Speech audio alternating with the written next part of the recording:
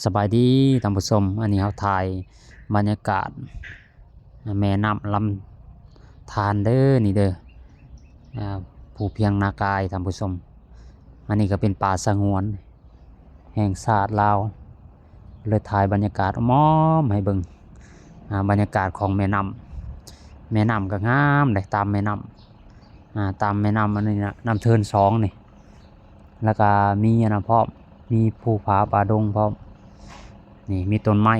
ก็งามแม่น้ำก็อ้อมแอมต้นไม้เอาไว้ต้นไม้ก็เขียวงามต้นแปลกก็หลายนี่อยู่บนนี่ต้นแปลกหลายแล้วก็งามพร้อมต้นแปลกเลี้ยวไปทางใดก็งามเลยนี่แหละธรรมศาสต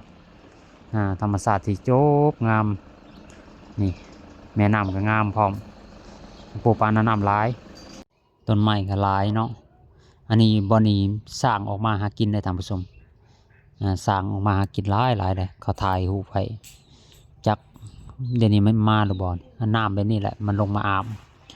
เป็นบ่อน้ำของสร้างเพราะว่าสร้างก็หลายบริเวณนี้เป็นป่าสงวนเข้าไปในก็ป่ายังอุดมสมบูรณ์อาหารการกินก็อุดมสมบูรณ์นี่แบบนี้หนองน้ำแบบนี้สร้างมันก็มักอยู่บางทีมันก็มาแจนั่นเนาะมันออกมาเบื้องนี้ก็มีอีตามมันสิออกมาสร้างก็มักได้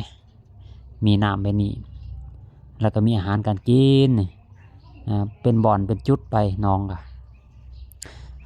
อันนี้คืออ่างน้ำเทินปูปลาน้ำกระหลายสร้างกระหลายมีน้ำกระยอมมีผักมีหญ้ามีอาหารให้สร้างกินนี่แหละเขาเขียนป้ายไว้อยู่ระวังสร้างระวังสร้างลงมานะท่านผู้ชมเพราะว่าเขตนี้เป็นเขตอาศัยอยู่ของสร้างมาตั้งแต่สวรรค์เขตก็มีมาโฮมอยู่บนนี้หมดมาแต่ภูสังแฮก็มาอยู่นี่มาอยู่ภูเพียงนากายนี่เพราะว่าภูเพียงนากายชื่อรมสมบูรณ์กว่า